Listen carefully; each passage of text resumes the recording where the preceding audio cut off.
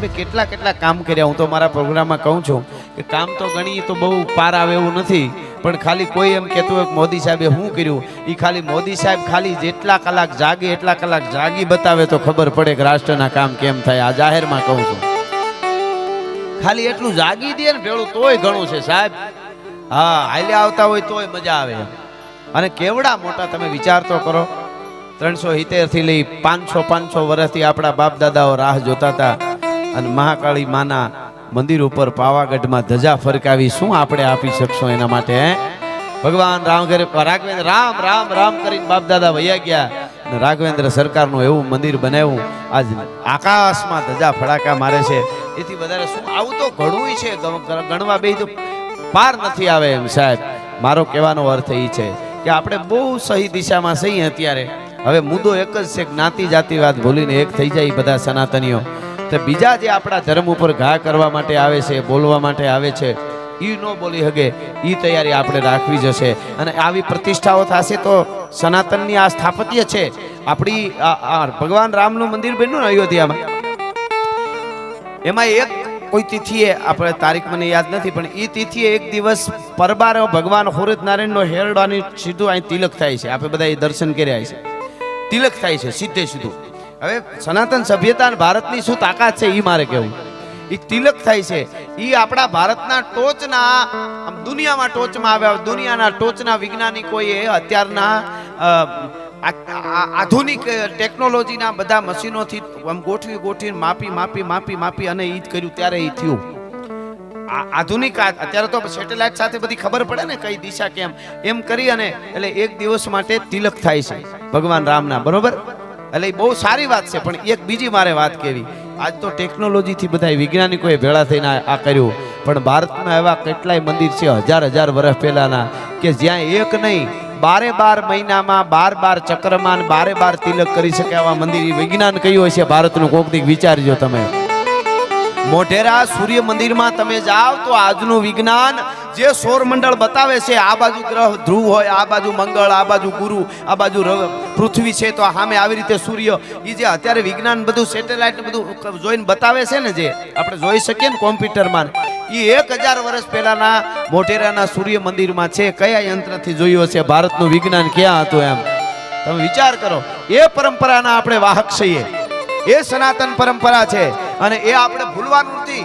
મારે તો હું કાયમ રાયડું નાખીને કહું કે આપણે જ્ઞાતિ નહીં, જે જ્ઞાતિમાં જન્મ્યા એનું ગૌરવ જરૂર હોવું જોઈએ, પણ આપણે બધા જ્ઞાતિઓ સનાતનીઓ છીએ એટલું સમજાઈ જાય ને તો આ આપણી સભ્યતાનો કોઈ જોટો નથી. જગતના ચોકમાં દુનિયાના દેશોને લુગડા કેમ પહેરાય એ ખબર નહોતી, તેથી મારા ભારતમાં સનાતન ઋષિઓની યુનિવર્સિટીઓ હાલતી હતી, તક્ષશિલા, નાલંદા ને એ વાત છે આ.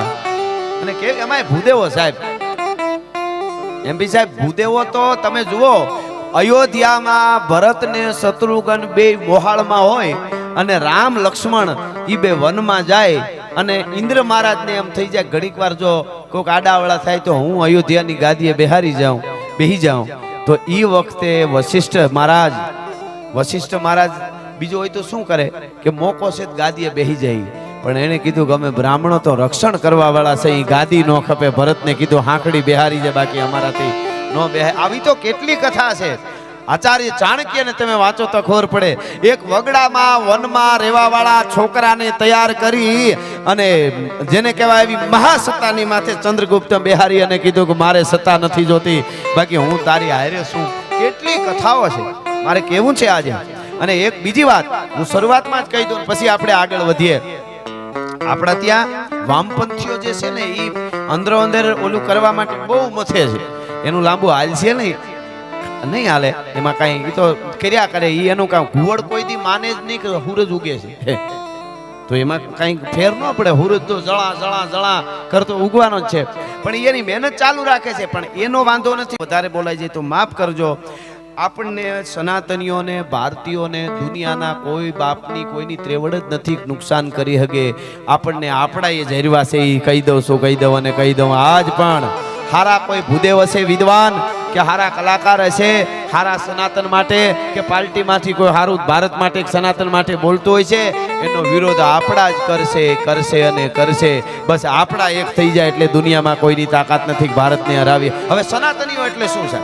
આપણા એટલે હિન્દુ એક નહીં, હિન્દુ તો આપણા હિન્દુ જ છીએ આપણે બધાય, અને આપણું જ. પણ આપણે કોઈ જ્ઞાતિ જાતિ કોઈ ધર્મને આપણે એમ નથી કહેતા કે તમે અમારા નથી. આપણે બધાય ને હિન્દુ મુસ્લિમ શીખ ઈસાઈ બધા એક થઈને ભારતને સુપર પાવર બનાવો છે. પણ અહીંયા રહીને અમીર ખાન એમ કહેતો હોય મેરી પત્ની यहाँ सेफ नहीं है, તો પાકિસ્તાન ભેળું થા ગૂગલું અહીંયા હું ડાયટો છે. એ તો હકીકત છે કે નહીં? એ તો છે ને હિમાંશુભાઈ. હવે ઓલો આપણા વાળામાંથી કૂદકો મારીને ગયેલો, વધારે થાય તો માફ કરજો પણ સાચું તો કેવું કે નહીં? AR રહેમાન ઈ હવે એમ કે છે કે સાંપ્રદાયિક દેશ છે ને સત્તાવામાં બેઠા ઈ સાંપ્રદાયિક છે. તારી ભલી થાય. ઓસ્કાર સુધી પુગાડ્યો તોય અમુક છે ને અમુક ખહુરિયા કૂતર્યા હોય ને એને હકથી વધારે આઝાદી ન અપાય. આપણને સાબિત થાય છે આમાં, જાહેરમાં કહું. એને એમ કીધું છે કે સત્તા ઉપર બેઠા છે એટલે વડાપ્રધાન શ્રી આપણે ત્યાં સુધી સાંપ્રદાયિક છે, આવું ઈ શબ્દ બોલ્યો છે. ઓસ્કાર મળ્યા પછી તમે વિચાર કરો. એટલે મારે એટલું જ કેવું છે કે આપણે બધાને અમે કાયમ યાદ કરીએ અબ્દુલ હમીદને, અને એક ક્ષણમાં ભારતની આન બાન ને શાન ઊંચી કરી દીધી એવા ડોક્ટર અબ્દુલ કલામની જનતાને મારા 100 સલામ છે. આપણે જ્ઞાતિવાદ હોય કોઈ દી ભારતમાં? હોય શકે નહીં કોઈ દી. અબ્દુલ હમીદને હું યાદ કરું 65ના યુદ્ધમાં. આજ ભૂદેવના આંગણે બેઠો એટલે કોકને થવું જોઈએ કે ભૂદેવને ચારણ ભેગા થઈ અને સનાતનની વાત કરે છે, જ્ઞાતિવાદની વાત નથી કરતા. એટલે હું શરૂઆત ત્યાંથી કરું છું. ભૂદેવ એટલે શું સાહેબ? મને અહીં નથી કઈ આમાં ભેળું થયું આ ડાયરા પૂરતી તો કથાઓ થાય એમાં. હું તો ખાલી એક્ઝામ્પલ આપતો હાલ્યો જો તો પ્રોગ્રામ પૂરો થાય સાહેબ. કેવડું મોટું આપ્યું છે. બેનો દીકરીને મારે કેવું છે કે દીકરીઓ ઝાંસીની રાણીને તમે વાંચો આખું ભારત ગૌરવ લઈ શકે.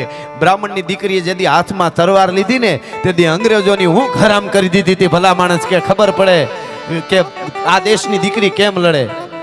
કેવડી મોટી વાતો. તમે હું તો કહું છું કે રોલ મોડલ માનો તો આ બધી દીકરીઓ લક્ષ્મીબાઈ, દુર્ગાવતી, દુર્ગાભાવી, ભગવતી ચરણવાલ, મૂળ ગુજરાતી પરિવાર વોરા, અને બ્રાહ્મણની દીકરીને સાહેબ વાંચો ચંદ્રશેખર આઝાદ છેલ્લી વાર જે ગોળી ખાધી ને અહીંયા જે રિવોલ્વર થી, એ રિવોલ્વર આપવા વાળી એક બ્રાહ્મણની દીકરી દુર્ગા ભાભી હતી. તમને ખબર છે?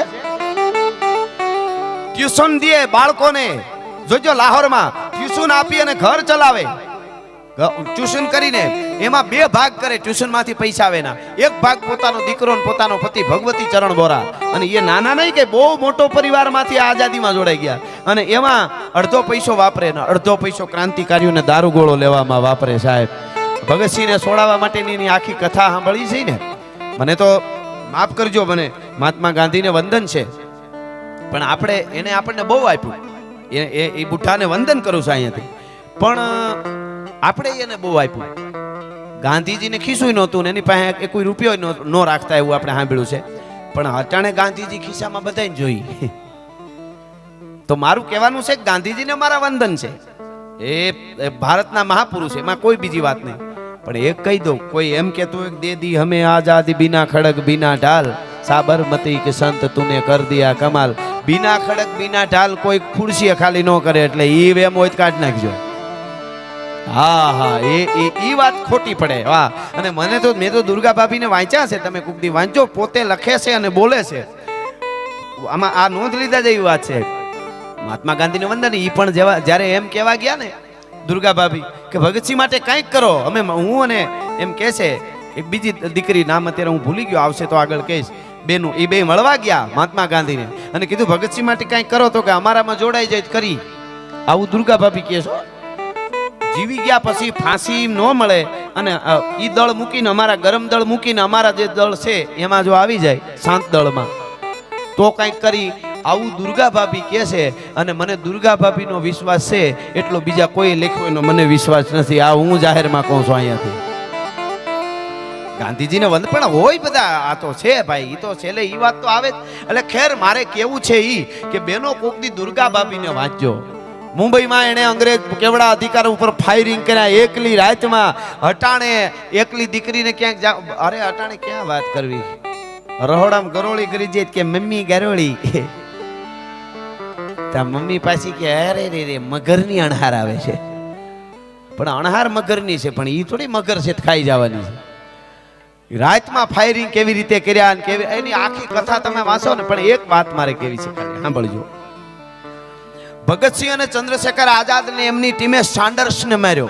આ બધા સાન્ડર્સને માર્યો. સાંભળજો, સાન્ડર્સને માર્યા પછી લાહોર આખામાં એટલી સુસ્ત થઈ ગઈ અંગ્રેજ પોલીસ કે ભગતસિંહને ઓળખી ગયા હતા કે એક ભગતસિંહ નામનો છે જુવાન આમાં અને પાઘડી છે, અને એને જ્યાં ભાળે ત્યાં ઠાર કરો. પોલીસ ગોઠવાઈ ગઈ. ભગતસિંહનું જીવવું આજ મને તમને ભગતસિંહ જો એના પછી ઘણું કરી શક્યો, જો કરી શક્યો હોય તો એમાં પાછળ એક બચાવવા વાળી બ્રાહ્મણની દીકરી છે. સાંભળજો, ફાયરિંગ જ્યાં જોવો ત્યાં કરો.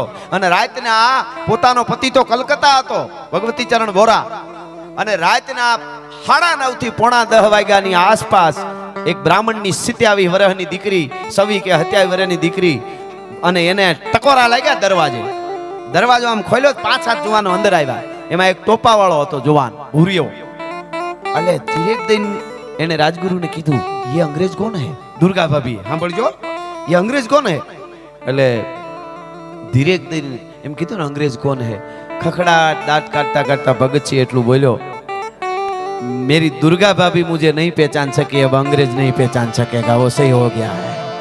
હવે અંગ્રેજ બન્યો તો ભગતસિંહ, અને પછી કીધું દુર્ગા ભાભીનો, ભગવતી ચરણ ઓરાના પત્ની દુર્ગા ભાભીને રાજગુરુએ કીધું કે તમારે એનું પત્ની બનવાનું છે, એટલે પાત્ર ભજવવાનું છે, પત્ની બનવાનું છે. હે એક ક્ષણ બંધ થઈ ગયા. પછી એટલું કીધું કે હું દુર્ગા ભાભી છું.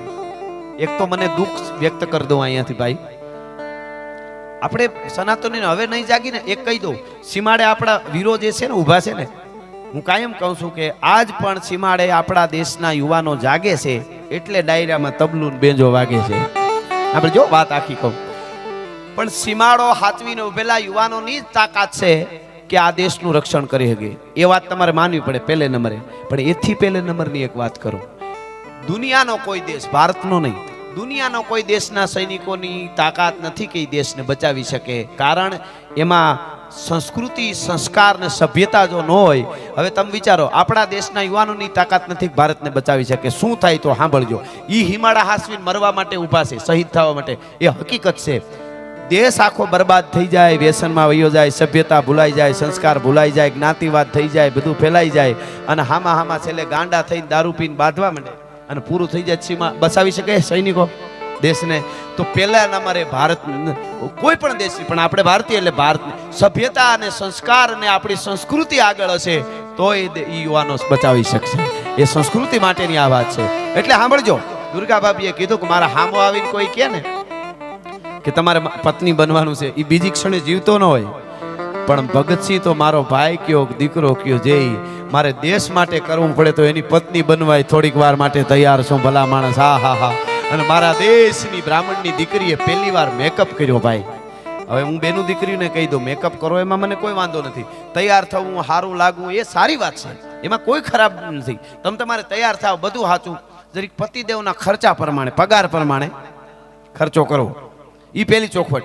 ખેર, એ તો રમૂજ માટે કીધું. બીજી વાત, મેકઅપ કરો, તૈયાર થાવ, બહુ સારી વાત. પણ મારા દેશની દીકરીનું ચારિત્ર ઉજળું હોય અને એનું જે રૂપ ખીલે ને, એવી બ્યુટી પાર્લર દુનિયાના પડ માથે ક્યાંય નથી. હું અહીંથી જાહેરમાં કહી દઉં છું. પણ ભગવતી ચરણ વોરાના પત્ની દુર્ગા ભાભી પહેલી વાર મેકઅપ કરીને અંગ્રેજ મેડમ બન્યા. ભગતસિંહ અંગ્રેજ ટોપાવાળો બન્યો, અને 5 કે 6 વર્ષનો દીકરો શશી, જોજો 6 વર્ષનો દીકરો, એને તેડીને હાલતા થયા. એને પ્લાન બનાવ્યું કે આપણે બે અંગ્રેજ અધિકારી છે ને આ આપણો બાળક છે, એવી રીતે લાહોરથી ટ્રેનમાં બેહી અને કલકત્તા વયું જવાનું છે. આ પ્લાન થી ગયા હતા. હવે થયું એવું, થોડુંક રેલવે સ્ટેશન સામું રહ્યું ને, એટલે દુર્ગા ભાભીએ પોતાના દીકરાને શશીને તેડ્યો તો. એ આપી દીધો. કોને આપ્યો? ભગતસિંહને. આને તેડી લે, કે इसको गोद में ले लो, આને તેડી લે. એટલે ભગતસિંહ કીધું, ભાભી હું મને કેમ આપો છો? મારી પાસે રે ને રોવે, આમ તું તેડી લે ને. તેડી લીધો ભગતસિંહ. પછી કીધું, મને ભાભી શું કામ આપ્યો? હવે જે વાત છે ને, હું કાયમ ગઈકાલે મેં કીધું તો આ વાત અમદાવાદમાં. સાંભળજો, હવે આ દેશની દીકરીઓને ત્યાગ, આજ આપણે આનંદ કરીને મોજ કરીએ છીએ, એની પાછળ બલિદાન જોજો. ભગતસિંહે કીધું કે મને શું કામ તેડાવો છો તમે? તમે તેડી લ્યો નહીં. એટલે કીધું કે તારી પાસે રાખ, ન કરે નારાયણ. અંગ્રેજ પોલીસ નહીં જ ઓળખે, આપણે અંગ્રેજ માની જવા દે, લાહોરથી કલકત્તા વયા જાશું. પણ ટ્રેનમાં બેહવા જાય ને રેલવે સ્ટેશનમાં ક્યાંય કદાચ શંકા પડે ને અંગ્રેજ પોલીસ ઓળખી જાય તો સીધું જ ફાયરિંગ કરશે, સીધો જ તારા ઉપર ભડાકો કરશે. અને ભગતસિંહ, અંગ્રેજ પોલીસ ફાયરિંગ કરે ને તો મારા દીકરા શશીને આડો દઈ દેજે, એટલે તેને તેડવા માટે આપ્યો છે. ભગતસિંહની હજી જરૂર છે. સાહેબ, આ વાતો યુનિવર્સિટીમાં આવવી જોઈએ, ખબર હોવી જોઈએ કે એક બાળકને અટાણે ધોળા પાવડર મૂકીને જે ટલ્લી થઈને ફરે છે ને એને ખબર. એક વાત કહી દઉં, અહીં MP સાહેબ બેઠા છે કે કોઈ દેશના, ભારતની નહીં, કોઈ સત્તાની તાકાત નથી, કાનૂનની તાકાત નથી કે દેશને બચાવી શકે. સમાજ ઊભો થાય તો એની હારે રહીએ રાષ્ટ્રની સાથે. આખા સમાજ જ કેટલો હેઠો આવ્યો. 6 વર્ષની દીકરીને આચાર્ય દરજાનો માણસ ગાડીમાં બેહારીને લઈ જાય, ન કરવાની ઘટના બને, એના ઉપર શું થાય છે તમે જાણો છો. તો આપણે કેટલા નીચે આવ્યા, આમાં આપણી બધાની જવાબદારી છે. એક બાજુ હું બારવટિયાની અમે વાતો કરતા હોઈ, અમારો જોગીદાસ ખુમાણ નામનો બારવટીયો જેથી નીકળે છે વગડામાં ઘોડામાંથી સવાર થઈને, તમે જોજો, અને બાગડતા ઘોડલી ઉતરે પાણીમાં, નદીમાં. 17-18 વર્ષની દીકરી આમ લગામ પકડી, 16 વર્ષની ભાઈ, 18 વર્ષની, રૂપનું આભરણ, 16 શણગાર સજી અને પરી જેવ્યો, અને આમ લગામ પકડી આવી. જોગીદાસ ખુમાણ જોઈ રહ્યા, બેટા એમ બોલવા જાય, એ બોલ્યા નહીં, એની પેલા દીકરી બોલી ગઈ કે જોગા ખુમાણ, બેટા કે દીકરી નો કહેતા હો, કે કેમ? આ સત્ય ઘટના 100 વર્ષ પહેલા ની કહું છું. કેમ? કે તમને તન મન ધન થી વરી ચૂકી છું. શું તમારું રૂપ, તમારી આંખ, ઓહો, હોળગોળ શું જોગા ખુમાણ, તારી જેને કહેવાય સુંદરતા ઉપર વરી ચૂકી છું તમને, અને તમારી યારે બારવટું કરવા તૈયાર છું, તમારી યારે આજથી હું વિવાહ કરવા માટે તૈયાર છું. અને મિત્રો, હાથમાં ભાલું હતું ને, એ દીકરી આમ લગામ પકડી હતી ને અહીંયા બુડી મારી ભાલાની, આમ ધીરે દઈ મુકાવી દીધી લગામ, અને એટલું બોલ્યો જોગા ખુમાણ. એને એમ કીધું કે હા મારી કમરીબાઈ મૂક. હવે કમરીબાઈ એટલે જોગીદાસ ખુમાણના દીકરીનું નામ કમરીબાઈ હતું. કીધું મૂક મારી કમરીબાઈ, તને ખબર છે તારા મા બાપ તારા બાપના ખોળામાં માથું નાખીને કોક દી પૂછજે, આટલી આબરૂ કમાતા કેટલા વર્ષ થયા છે, તારા બાપને કોક દી પૂછજે. બેટા, તું તો મારી દીકરી કમરીબાઈ છો. અને દીકરીનું પરિવર્તન થઈ ગયું. બે હાથ જોડીને એટલું બોલી, બાપુ માફ કરજો, હું તમારા રૂપમાં, આંખના રૂપમાં અંજાઈ ગઈ હતી, પણ આજથી હું તમારી કમરીબાઈ, તમારી દીકરી. ભલા માણસ, પરિવર્તન થઈ ગયું. હવે નહીતર ઈ 18 વર્ષની દીકરી આ જતી કહેવાય કે ન કહેવાય? હવે મારે કેવું છે, એક રાત પડીને જોગીદાસ ખુમાણ એના જ્યાં રહેઠાણ હતું ત્યાં જઈ વગડામાં, અને ચપટીઓ ભરી ભાઈ મરચાની. હવે મહિનામાં કોઈને no, oh my god, impossible, not possible. આ હકીકત, આવી કેવી કથાઓ છે. ભારત એટલે શું, પરશુરામ ભગવાન એટલે શું, આપણી સભ્યતા એટલે શું, એટલે કેવું છું મારે સમજદાર વર્ગ બેઠો છે. એટલે મરચાની, દળેલા મરચાની સપટીઓ ભરીને આંખમાં નાખી, હવાર થઈ તો પોટા જેવી આંખું થઈ ગઈ, પાણીની ધારું થાય, હુજે ને આમ કરે જોગો ખુમાણ. અરે કોકે કીધું કે આ શું કર્યું? તો કે આંખમાં મરચું નાખી દીધું. કેમ? કે જે રૂપાળી આંખને જોઈને કોઈ બેન દીકરીનું મન બગડતું હોય, એ આંખને બગાડી નાખવી જોઈએ, ગમે એટલી રૂપાળી હોય તો. ભલા માણસ, એક બાજુ આ 6 વર્ષની, તમે માનો છો કાયદા કાનૂનની તાકાત જ નથી દુનિયામાં કોઈ દેશના, આપણા એક નહીં, ઈ તો આખો સમાજ જ્યારે સભ્ય બને, આપણી બધાયની, એમાં આપણોય વાંક છે. સમાજ આખો હેઠો આવે, કોઈ શું કરે સાહેબ? કાયદાનું કામ કરે છે, પણ આપણી કહેવાનો અર્થ કે આપણે કેટલા હેઠા આવ્યા. વાલા નામોરી નામનો બારવટીયો, આ વાત આવી છે એટલા માટે મને ભૂદેવોને ત્યાં આવ્યો છું, તો મને ખબર પડે કોકને કે આ ભૂદેવોની આ પ્રોગ્રામ, એટલે આ બધી વાતો કરું છું. બારવટીયો મિયાણો હતો, અને યાદ કરવો પડે સાહેબ. ઈ આમ ખપેડા કહેવી, અને હજી મેં શરૂઆત કરી જ નથી, થોડાક દાખલા આપું. હા, ખપેડા કહેવીને ખાબક્યો સાહેબ, એક ભાંગવા માટે કોઈ ઘર, એટલે બારવટિયા તો શું હતા, કોઈ બહુ મોટા વ્યાજ ખાતા હોય અને હેરાન કરતા હોય, એના ઘરે જ લૂંટે અને પછી ગરીબોમાં બાટે. હા, ઇંગ્લિશમાં એને કંઈક રોબિન હુડ કહે.